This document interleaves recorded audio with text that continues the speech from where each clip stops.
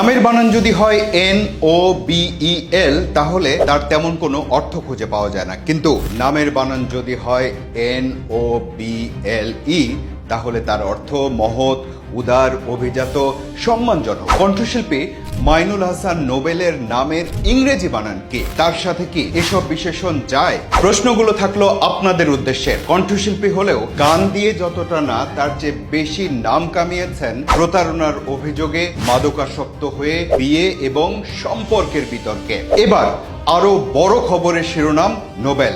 এক নারীকে প্রায় 7 মাস বাসায় আটকে রেখে ধর্ষণ ও নির্যাতনের অভিযোগ তার বিরুদ্ধে। পুলিশ বলছে 2024 সালের 12 নভেম্বর এক নারীকে বাসায় নিয়ে এসে আটকে রাখে নোবেল। তারপর নেশাগ্রস্ত অবস্থায় মারধর করে, ধর্ষণ করে, ভিডিও ধারণ করে। সেই ভিডিও সামাজিক যোগাযোগ মাধ্যমে ছড়িয়ে দেওয়ার ভয় দেখিয়ে সেই 12 নভেম্বর থেকে 19 মে পর্যন্ত তাকে বাসায় আটকে রাখে। 999-এ যোগাযোগ করা হলে পুলিশ গিয়ে ভুক্তভোগী নারীকে উদ্ধার করে, নোবেলকে গ্রেপ্তার করে। কি ভয়ঙ্কর, একেবারে পেশাদার অপরাধীর মতো কর্মকাণ্ড। অপরাধ বিবেচনায় যোগ্য শাস্তি অবশ্যই তার পাওয়া উচিত। যদিও 6 মাস ধরে একজন নারীকে কিভাবে সে আটকে রাখলো, ওই নারীর পরিবার তাকে খুঁজে পেতে কি করেছিল সেসব ব্যাখ্যা এখনো জানা যায়নি। আশা করছি জানা যাবে।